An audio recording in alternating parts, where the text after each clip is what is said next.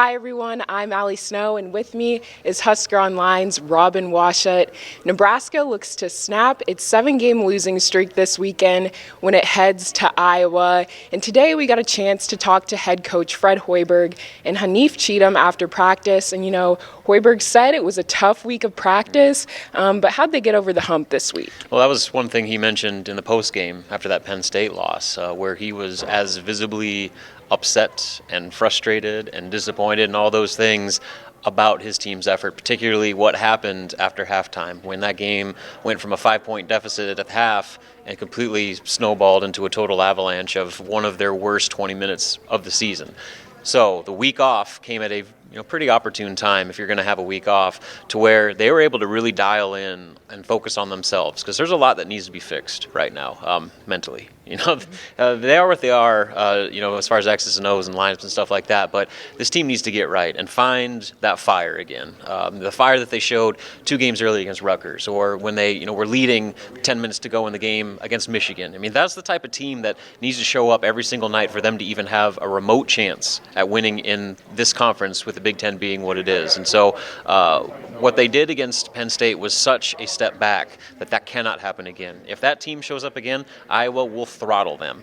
Maryland will throttle them. Go down the list. It is a top 25 or top 40 gauntlet over these next 10 games, and there are no nights off, and no team's going to feel sorry for you. And if you start feeling sorry for yourself, it's going to be really ugly. And so this is a team that's already lost 7 in a row. They haven't won a true road game yet all year, and now you're going against a top 20 Iowa team that, by the way, is one of only 2 Big Ten wins that you have this year, and your only win since the new year when 2020 started. So they're going to be looking for some revenge. And they just gave up 104 points and lost by almost 40 to Purdue. So, there's going to be no shortage of incentive on their end. And if Nebraska doesn't come ready to play, it could get really bad very quickly. So this week, that's why this is as critical of a week as we've seen all season as far as getting Nebraska back in tune mentally. They need to find that fire and that competitive spirit to, even if you're going to lose the game, play hard for 40 minutes. Lose like you did at Rutgers. That game was a loss, but that was a huge step forward for this team.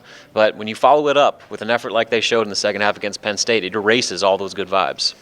And Nebraska got the win over Iowa in January, like you mentioned. What do they need to do tomorrow just to stop Luka Garza and get that W? I mean, what they need is a carbon copy of what they did in that win back in January here in Lincoln. And that started with packing the paint and focusing all of your attention on stopping Luka Garza at the rim. And it's hard to say that they shut down Luka Garza when he had 16 points and 18 rebounds, but this is a guy that leads the Big Ten in scoring. He's the front runner to be the Big Ten Player of the Year. He's a first-team All-American shoo-in, and he's got a chance to win the National Player of the Year. So to beat Iowa, you have to stop Luka Garza in some capacity. And then the next step to that is you better hope Iowa goes cold. And in that game in Lincoln, they shot 4 of 33 from behind the arc. And so that game plan defensively worked out to perfection, to where Iowa never got rolling with those other complementary pieces. Joe Wieskamp, who's their second leading scorer, he was 1 of 10 from 3-point range in that game. So he still had 20 points, but I think it took him like 18 or 19 shots to get it. So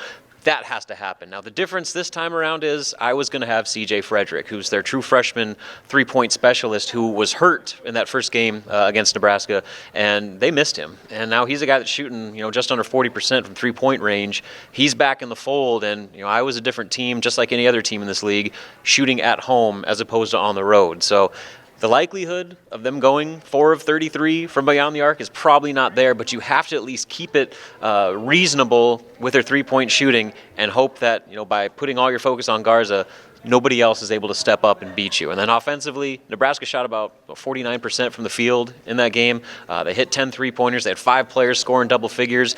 Everything was rolling for them on that end of the floor. And so it was kind of the perfect storm of all the things that absolutely had to happen for Nebraska to win that game. They did. And it's going to have to be that much, and probably even more so when they go to Iowa City on Saturday night.